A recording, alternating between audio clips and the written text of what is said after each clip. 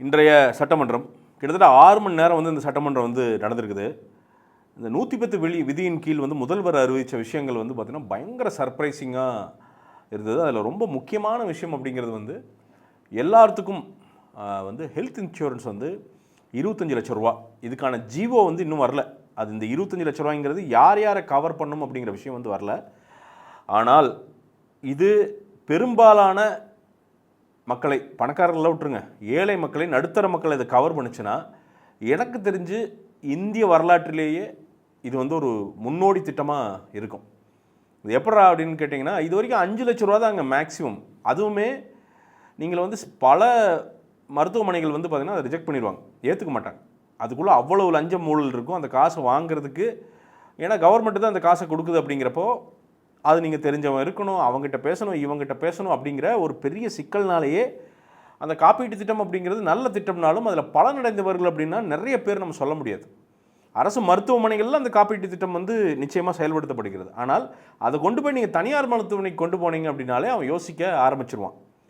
ஆனால் இதை அவங்க வந்து இந்த குறையை மட்டும் அவங்க சரி பண்ணி எல்லா பெரிய தனியார் மருத்துவமனைகளிலும் இந்த அரசு காப்பீடு செல்லும் அப்படிங்கிற விஷயம் மட்டும் வந்துருச்சு அப்படின்னா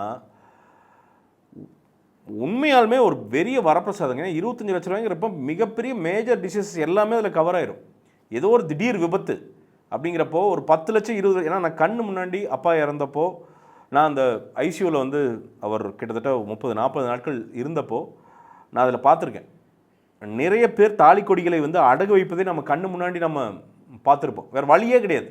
கணவனை, மனைவியை, அண்ணனை, தங்கையை, பிள்ளையை காப்பாற்றணும் அப்படின்னு சொல்லிட்டு இருக்கிறதெல்லாம் விற்று வேறு வழியில் தனியார் மருத்துவமனையில் தான் சரியாக சிகிச்சை தருவாங்க அப்படிங்கிற ஒரு மைண்ட் செட்டு பண்ணிட்டோம். ஏன்னா அரசு மருத்துவமனைகள் நல்லா இருந்தாலும் நிறைய குறைகளோட அரசு மருத்துவமனை இருக்குதுங்கிறது தான் நிஜம்.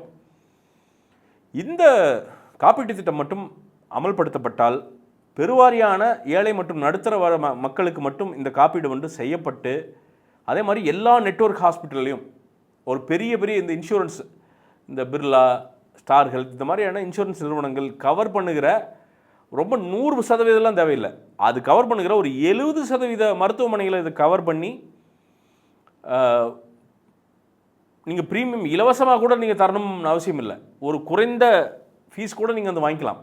நடந்து விட்டது என்றால் நிச்சயமாக இது வந்து உண்மையாலுமே வந்து பார்த்திங்கன்னா ஒரு மருத்துவ புரட்சி அப்படின்னு சொல்லலாம். பல பேர் தேவையில்லாத கடன்களிலிருந்து ஒரு 20-25 வருஷம் தப்பிக்கிறதுக்கு ஒரு மிகப்பெரிய ஒரு டூலாக இது இருக்கும். அது இந்த கவர்மெண்ட் ஆர்டருக்கு வெயிட்டிங், அது வந்து நிறைய பேருக்கு பலனளிக்கும் அப்படின்னு வந்து நான் நினைக்கிறேன். அதே மாதிரி வந்து அந்த 110 விதியின் கீழ் வந்து பார்த்திங்கன்னா நிறைய விஷயங்கள் சொன்னாங்க. இதில் இப்போ தான் இந்த எக்ஸ்பிரஸ் வே இதெல்லாம் வந்து இப்போ தான் ஃபோக்கஸ் பண்ணுறாங்க. இப்போ இதுக்கு முன்னாடி வந்து 8 வழி சாலை ஒன்று அதிமுக இருக்கிறப்ப வந்து பேசுனாங்க. அது நல்ல விஷயந்தான். 8 வழி சாலை நிச்சயமாக இந்த நாட்டுடைய முன்னேற்றத்துக்கு தேவை. அதே சமயம் ரொம்ப பிரைமான விவசாய இடங்களை அழிக்காமலும் அதை கரெக்டாக பேலன்ஸ் பண்ணும். அது வந்து உட்காந்து பேசி ஒரு டிஸ்கஷனில் தான் வந்து அதுக்கான ரிசல்ட் வந்து வரும். இன்றைக்கி வந்து ஒரு ப்ரொப்போஸ் பண்ணியிருக்காங்க. அதாவது சென்னை டு கோயம்புத்தூர், சென்னை டு கன்னியாகுமரின்னு நினைக்கிறேன், அதை வந்து ப்ரொப்போஸ் பண்ணியிருக்காங்க. அதே மாதிரி லிங்க் ஒன்று நீங்கள் வந்து கிட்டத்தட்ட எண்ணூர்லேருந்து இந்த மகாபலிபுரம்லாம் தாண்டி லிங்க் பண்ணுற மாதிரி கடலுக்குள்ளேயே வந்து போகிற அந்த ரூட் அப்படின்ட்டு. அது பார்த்தா ஒரு சாதாரண விஷயமாக தெரியலாம், ஆனால் பண்ணால் மிகப்பெரிய வரப்பிரசாதம் அதுவும். ஏன்னா உங்களுக்கு நீங்கள் இந்த சிட்டிக்குள்ளே டிராஃபிக் அப்படிங்கிறது இன்றைக்கி ரொம்ப ஒரு மகாபலிபுரம் போகிறதுக்கே வந்து நீங்கள் நல்ல நாட்கள், இந்த ஃப்ரைடே சாட்டர்டே அந்த பிஸியான நாட்கள்லாம் வந்து பார்த்திங்கன்னா 2 மணி நேரம் 2.5 மணி நேரம் ஆயிடுது. இது ஒரு விஷயம் நடந்து இந்த டிராஃபிக் டைமெல்லாம் ஒரு 1.5 மணி நேரத்தில் கட் பண்ணி 30 நிமிஷத்துக்குள்ளே போகும் அப்படின்னா எக்கானமி வளர்கிறதுக்கு பெரிய விஷயமா இருக்கும். ஸோ அது வந்து அந்த முன்னெடுப்பு வந்து பார்த்தா ஆச்சரியமாக இருக்குது. பட் ஆனால் இன்றைக்கி சட்டசபையில் ஒரு விஷயம் வந்து நான் கவனித்தேன். கிட்டத்தட்ட 6 மணி நேர சட்டசபை. அதில் ஜென்ரலாக கவனிக்கும் போது ஒன்று கவனித்தேன். என்னென்னா இன்றைக்கி ரொம்ப ஆச்சரியப்படுத்தியவர் வந்து புசி ஆனந்த். எல்லோரும் வந்து பார்த்திங்கன்னா ராஜ்மோகன் செந்தமிழில் பேசணும்னு நினைக்கிறாரு, சரியான பதிலடியும் கொடுக்குறாரு. அது கொடுக்கவில்லை இல்லை, நிறுத்தி நிதானமாக ஃப்ரம் த ஹார்ட் ஒருத்தர் வந்து பேசி அட்டிக்கிறது இருக்குல்ல. அதாவது இன்றைக்கி புசி ஆனந்த் என்ன பண்ணார் அப்படின்னா, இந்த பில்டிங்கை ஸ்டடி பண்ணார் அப்படின்னு சொல்லலாம். லிட்ரலாக இதற்கான அஸ்திவாரத்தை இன்றைக்கி தான் போட்டிருக்காங்க அப்படின்னு சொல்லலாம். தாவேகா அப்படிங்கிற ஒரு கட்சியுடைய அந்த சிஸ்டத்துடைய அஸ்திவாரத்தை இன்றைக்கி வந்து புசி ஆனந்த் மூலமாக போடப்பட்டிருக்குது அப்படின்னு வந்து ரொம்ப தெளிவாக சொல்லலாம். ஏன்னா நாங்கள் ஸ்டடி பதிலெலாம் பார்த்திங்கன்னா எதை பார்த்தும் கிடையாது.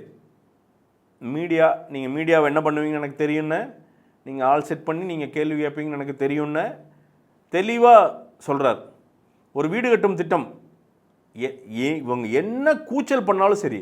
இதில் விட இந்த வீடு கட்டும் திட்டமுக்கு வந்து ஐயா நேரு அவர்கள் வந்து பயங்கர விளக்கம் என்னென்னா, இப்போ தாவேகா அரசு கொடுத்துருக்கிற இந்த வீடு கட்டும் திட்டத்துடைய மதிப்பு வந்து பார்த்திங்கன்னா ஒரு வீட்டுக்கு வந்து 5 லட்ச ரூபா சொல்லியிருக்காங்க. 5 லட்ச ரூபா சொல்லி இப்போ ஒரு சட்டன் 1000 வீடுகள் வந்து சில 1000 வீடுகள் கட்டுறதுக்கு ஒரு ப்ரொப்போசல் வந்து சொல்லியிருக்காங்க. உடனே அவங்க என்னங்கிறாங்க, நாங்கள் வந்து 3 லட்ச ரூபா மதிப்பீட்டில் 70,000 வீடுகள் அதாவது லட்சம் வீடுகள் வந்து திறந்து வச்சோம், எல்லாம் அருமையாக இருக்குது அப்படின்னு சொன்னார். நேருயை வந்து பார்த்திங்கன்னா அது வேறு வழி இல்லை, முட்டு கொடுத்தா ஆகணும். ஏன்னா அவங்களுக்கு நல்லா தெரியுங்க, அவங்க எல்லாருமே ஊழல் பண்ணியிருக்காங்கன்னு அவங்க மனசாட்சிக்கு நல்லாவே தெரியுங்க. அதை வந்து அவங்களும் என்னென்னா முட்டு கொடுக்க முடியறதில்ல. ஏன்னா மக்கள் மன்றத்தில் மக்கள் சிரிச்சிட்றாங்க அப்படிங்கிறது அவங்களுக்கு புரியுது. அப்போது அந்த 3 லட்ச ரூபா வீட்டை வந்து என்ன சொல்கிறாருன்னா, நம்ம சொந்த வீடே 15 வருஷத்தில் ஏதாவது ஆகுது, அப்போது கட்டி கொடுத்த வீடுனா அப்போ சொந்த வீடு மாதிரி தான் நான் கட்டி கொடுக்கணும் மக்களுக்கு. அந்த ஓட்டுடைய மதிப்பு என்ன, அதுக்கு அவங்களுக்கெல்லாம் மட்டும் என்ன கம்மியாக இருக்கான்னு அரை ஓட்டா என்ன? அப்போ அந்த குவாலிட்டியில் தானே நீங்கள் வீடு கட்டித்தரணும். இன்னொன்று நாங்கள் அருமையாக பண்ணியிருக்கோம் அப்படின்னா அதில் இன்னொன்று சொல்கிறார், வீடு கட்டித்தரதுனா நாங்கள் கட்டுறதில்ல, மக்களாகவே கட்டிக்கிறது, நாங்கள் வந்து காசு மட்டும்தான் கொடுக்குறோம் அப்படின்ட்டு. அதுதானங்க பிரச்சனை. காசு கொடுக்குறீங்கன்னா அந்த காசு நேரடியாக போய் நீங்கள் இப்போ இந்த 3 லட்ச ரூபா சேங்ஷன் பண்ணுறீங்கன்னா அந்த 3 லட்ச ரூபா மக்களுக்கு போய் சேருதா? கடைசிக்கு 2.5 லட்ச ரூபாயாவது போய் சேருதா? 2 லட்சமாவது போய் சேருதா? அங்கே நடுவில் எத்தனை கைகளுக்கு கட்டிங் கொடுத்தா தான் அவனுக்கு காசு போகுது. இதுதாங்க பிரச்சனை. அவங்க ஆட்சி ஏன் போச்சுன்னு இப்போ திமுகவுக்கு புரியுதா புரியலையான்னு தெரில. அவர் விவசாயத்துறை அமைச்சர் எந்திரிச்சு சொன்னார், எல்லாம் வீடெல்லாம் தொங்குதுன்னு. அது உண்மை. அரசு வீடுகள் கவர்மெண்ட் கட்டி கொடுத்த வீடை விட்டுருங்க, ஸ்கூல் தொங்குது. ஒரு கல்வி வந்து கிரிட்டிக்கல் இன்ஃப்ராஸ்ட்ரக்சர், அதையே அந்த லட்சணத்தில் கட்டியிருக்கீங்க நீங்கள். ஒரு பாலம் 3 மாதத்தில் அடிச்சுட்டு போய் அந்த திருவண்ணாமலை பக்கத்தில் வந்து ஒரு பாலம் அடிச்சுட்டு போச்சு 18 கோடிக்கு. கேட்ட உடனே என்ன சொன்னாங்க தெரியுமா? அந்த அந்த காமெடியெல்லாம் எடுத்து பாருங்கள், அதோட இன்னாகரேஷன் எடுத்து பாருங்கள், அதான் உச்சக்கட்ட காமெடியாக இருக்கும். கிட்டத்தட்ட பார்த்தீங்கன்னா 50 வண்டி வந்து இறங்குவாங்க திமுகக்காரங்க. ஏதோ வந்து பார்த்தீங்கன்னா பாலங்கிறது வந்து சீனாவில் வந்து ஏதோ மேகத்துக்கு மேலே ஒரு பாலம் இருக்குன்னு சொன்னாங்க, சீனாலேயோ ஃப்ரான்ஸ்லேயோ.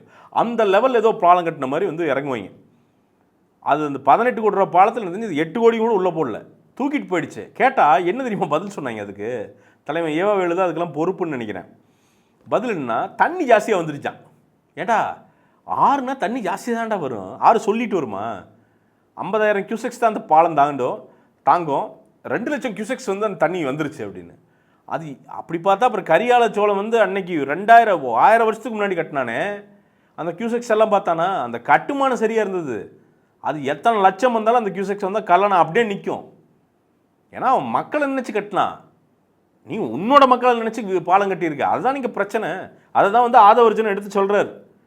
நான் வந்து என்னோட மானிய கோரிக்கையில் நீங்கள் வந்து இந்த இன்ஃப்ராஸ்ட்ரக்சர் ப்ராஜெக்டில் என்னென்ன பண்ணியிருக்கீங்கன்னு ஒவ்வொரு ரூபாய்க்கும் வெள்ளை அறிக்கை விடுறேன் அப்படிங்கிறார். இங்கே என்னென்னா இவங்களுக்கு வந்து பேட்டிங் பண்ண ஃபீல்டே இல்லை திமுகவுக்கும் அதிமுகவுக்கும். ஏன்னா இவங்க வந்து ஊழல்களை எடுத்து ரொம்ப தாவைக்காலம் ஒன்றும் பெருசாலாம் பண்ண வேண்டியதில்லை இவங்களை அப்போஸ் பண்ணுறதுக்கெல்லாம்.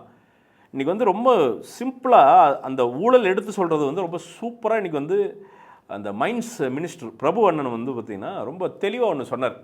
இவங்க வந்து உடனே என்ன பேசிகிட்டு இருந்தாங்கன்னா, இன்றைக்கி வந்து சாண்ட் விலை ஏறி விட்டது, அது ஏறி விட்டது, இது ஏறி விட்டதுன்னாங்க. இவங்க வந்து மொத்தத்தையும் வந்து கர்நாடகாவுக்கும் கேரளாவுக்கும் கொடுத்துட்டு இருந்தாங்க எல்லாம் சல்லிஸான விலைக்கு. அவங்க வந்து என்ன அவர் சொல்கிறார் அப்படின்னா, 1 கோடி மெட்ரிக் டன்னு ஏதோ சொன்னார். மொத்தமாக இந்த ஒரு குறிப்பிட்ட ஆண்டில் வந்து வெளியில் போன இந்த ஜல்லிக்கல்லுடைய அளவு அப்படிங்கிறது எடுத்து பார்த்தா இது இவ்வளோ வந்து தோண்டப்பட்டிருக்குதுங்கிறது அந்த அளவு வந்து நமக்கு தெரியுது அப்படின்னு பில் பண்ணது என்னென்னா 20 லட்சத்துக்கு தான். அப்போ 80% கணக்கிலே வரல. ஏன் கணக்கில் வரல? ஏன்னா அதில் தான் கமிஷன் இருக்குது, அதில் தான் கீழேருந்து மேலே வரைக்கும் கட்டிங் போய் ஒவ்வொருத்தனும் 7 காரு வெளியில் தீவு இதெல்லாம் வாங்குறதுக்கு அங்கேருந்தால் காசு வருது.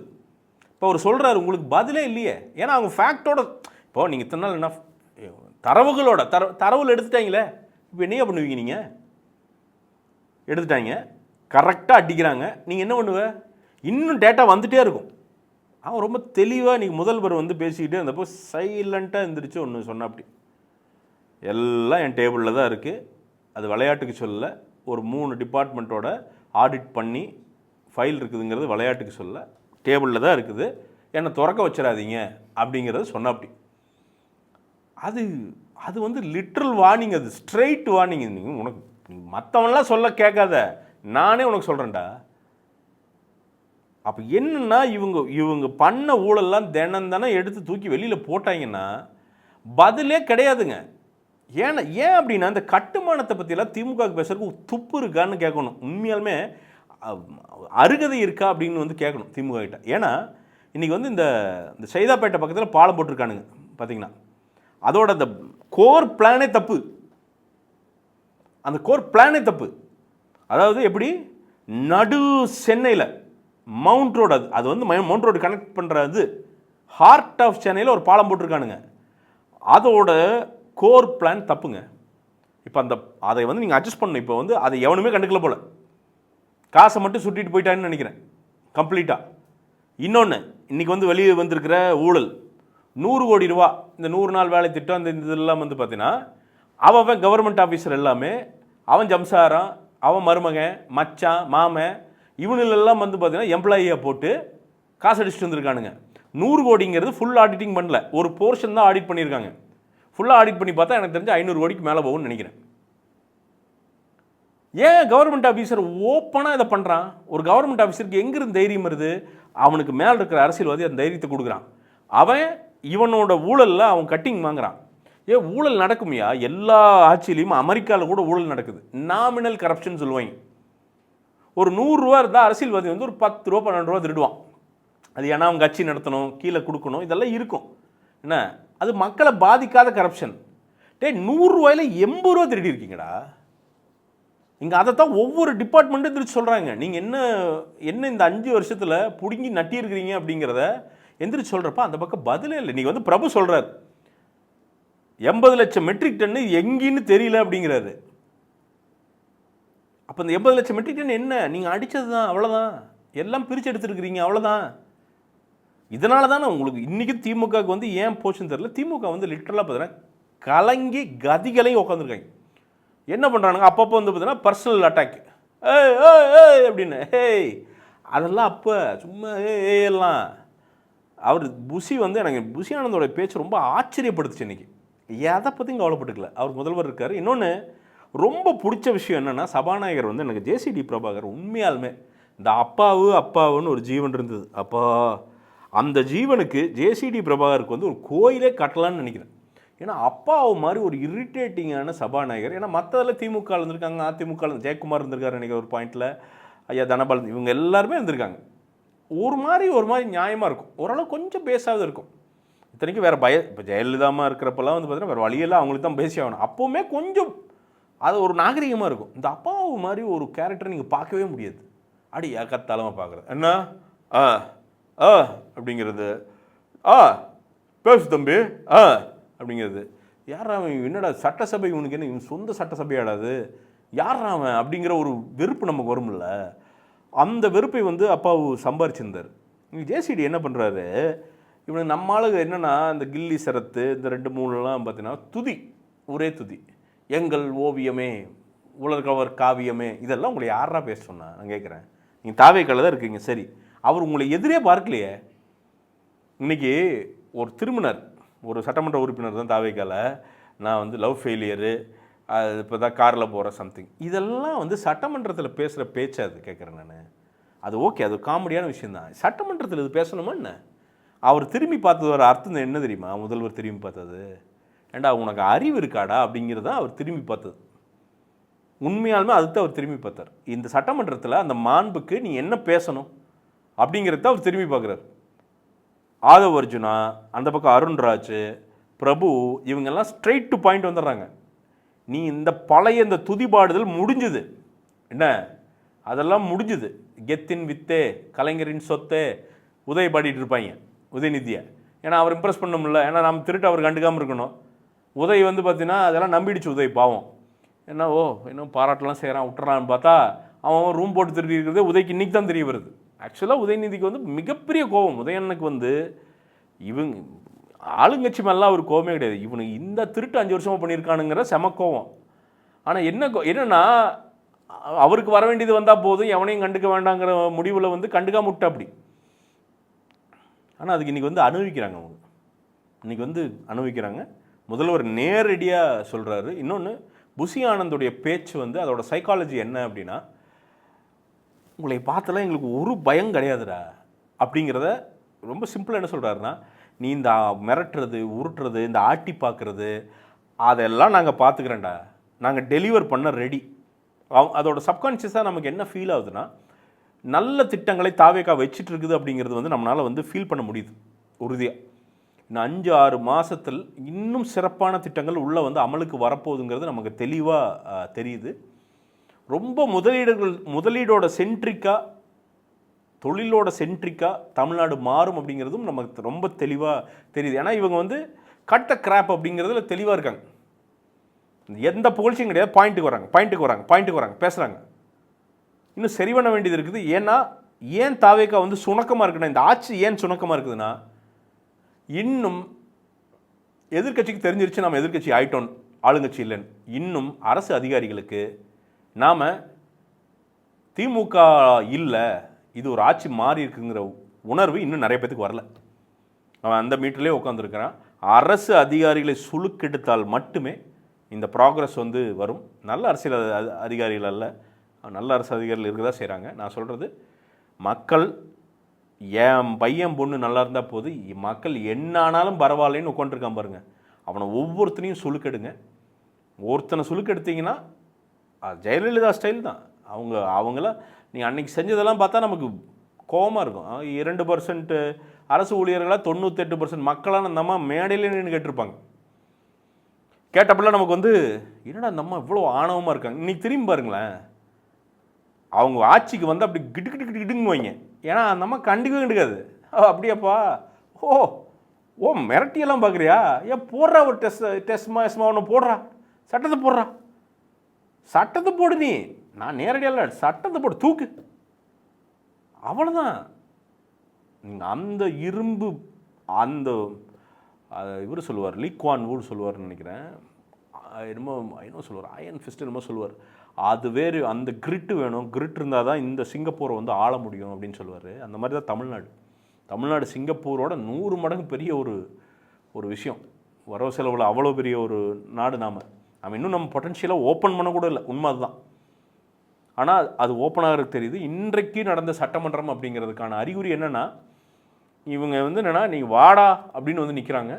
இந்த புது சட்டமன்ற, யங் சட்டமன்ற உறுப்பினர்கள் தயவு செய்து துதிபாடுறதை விட்டுட்டு விஷயத்துக்கு வாங்க, பேசுங்க, ஸ்கோர் பண்ண ட்ரை பண்ணுங்க. நிறைய பாயிண்ட்ஸ் கொடுங்க, உங்கள் தொகுதியை பற்றி பேசுங்க. ஒரு சௌமியா அன்புமணி, அவங்க பாமகவை பார்த்து கற்றுக்குங்க. நீங்கள் ரொம்ப பெருசாலாம் வேண்டியதில்லை, பாமகவை பார்த்து கற்றுக்குங்க. சௌமியா அன்புமணி அவ்வளவு பேஷனேட்டாக பேசுகிறாங்க. நான் ஒவ்வொரு தடவை அவங்க பேசுகிறப்பவும் பார்க்குறேன், ஒவ்வொரு தடவையுமே அவங்க நீர்நிலைகள், அருவிகள், நீர் தேக்கங்கள், இதை பற்றி தான் திருப்பி பேசுகிறாங்க. அவங்களுக்கு என்னென்னா, எப்படியாவது நம்ம பேசுகிறதுல ஒரு 5% அமலுக்கு வந்தால் கூட வந்து இந்த நாடு மாறுமே, இந்த மாநிலம் மாறுமே அப்படிங்கிற அந்த ஒரு தவிப்பு வந்து நமக்கு தெரியுது அவங்களுடைய பேச்சில். ஒரு மிகச்சிறந்த ஒரு அரசியல்வாதி அவங்க. ஸோ அவங்ககிட்ட இருந்தெல்லாம் நீங்கள் கற்றுக்குங்க, உங்கள் தொகுதிக்கு பேசுங்க. இன்றைக்கி உண்மையாலுமே தாவேகா வந்து என்னென்னா, தன்னோட அரைவலை அறிவித்த நாள் அப்படின்னு வந்து சொல்லலாம். சிறப்பான ஒரு நாள். இன்னொரு வீடியோவை சந்திப்போம்.